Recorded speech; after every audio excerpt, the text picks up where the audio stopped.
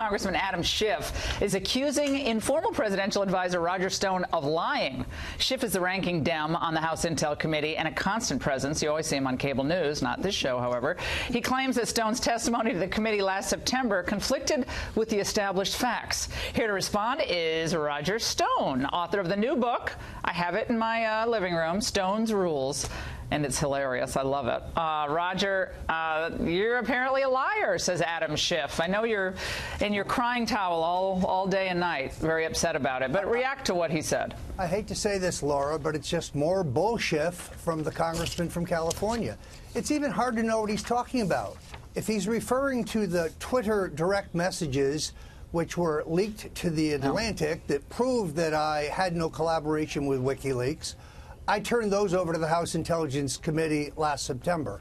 If he's referring to the emails that were cited by the Wall Street Journal that proved that I had no direct contact or source and was using a back channel, why those fell outside the precisely worded scope of the Intelligence Committee's request, a scope co-signed by Mr. Schiff himself. The real issue here, Laura, is very clear.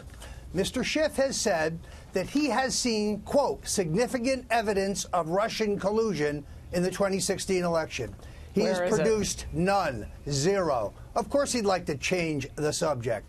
My testimony before the House Intelligence Committee was entirely truthful. This is what he said. He said, certainly the testimony of Don Jr., Eric Prince, Roger Stone, and others is inconsistent with the public reports of meetings, conversations, and other facts that have now been established.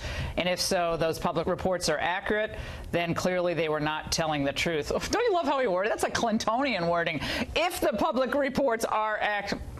Yeah, well, again, I think they now, Roger, know that there is no there there. They're trying to tap it into Papadopoulos, that poor hapless figure, then old Carter Page, and he's seen his fortunes go down the tubes because of all of this. He's fighting in court.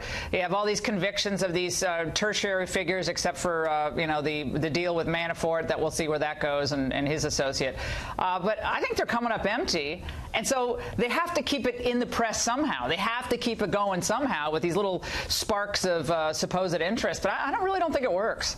Well, you may remember, Laura, I wanted to testify in public, in a public hearing, so everybody could see it. Now I've been asked to testify for the Intelligence Committee on the Senate side.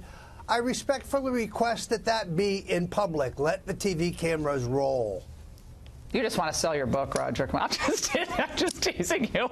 Well, I agree. Like, what is possibly going to be involved? I mean, I think they know, again, they know that they've come up with goose eggs, and they don't want to be humiliated. These people, you can't get between them and a camera, usually. So if they don't want it to be on camera, it's not because of classified information. By the way, Oleg Deripaska apparently also wanted to testify. He said he'd testify. He didn't claim he wanted immunity. He wanted to do it in public. The billionaire who they tried to get roped into this collusion thing, he said, this is ridiculous. And they wouldn't have him come testify. They haven't brought that Russian lawyer in from the Trump Tower meeting, Velitsinskaya. She said, I'm happy to come. They won't talk to her. So, I mean, if these are, key figures like this lawyer, why wouldn't they bring the Russian lawyer in? It's curious. Well, look, having come up empty-handed with any evidence of Russian collusion, having come up empty-handed of any hijinks regarding allegedly hacked emails with WikiLeaks, now they want to concoct some new crime, or I should say new offense, in an attempt to get me to testify against the president. This is not only ridiculous, but it's very expensive, Laura. This threatens to bankrupt my family. I've had to set up the StoneDefenseFund.com because I can no longer bear these legal expenses. Well, that's what they do, though, isn't it? They turn the screws on people. They say we'll ultimately destroy your family, in not so many words. And then they get these low-level figures to say, okay, stop, I'll tell you whatever you want. And if I have to say I lied, I'll say I lied. And then they get a 1001 conviction and a plea, and then it's over. So that's how it works. That's the game that's always played. And in this case, there's a political animus involved. Roger, thank you so much.